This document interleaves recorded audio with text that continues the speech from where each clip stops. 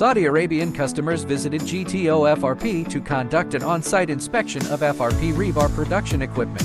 This visit not only directly reflects the cooperation needs between China and Saudi Arabia in the field of infrastructure, but also demonstrates GTOFRP's international influence in the field of FRP rebar equipment manufacturing. Accompanied by General Manager Zhu, the client toured the production workshop and R&D center to gain a detailed understanding of the automated process of the FRP rebar production line and to witness firsthand the equipment's actual performance in improving product strength and reducing energy consumption. In light of the needs of local infrastructure projects in Saudi Arabia, we discussed the equipment's adaptability to different fiber raw materials and product specifications, and explored the feasibility of customized production solutions. This visit not only built an important bridge for GTOFRP to expand into the Middle East market, but also injected new momentum into Sino-Saudi cooperation in the field of technology.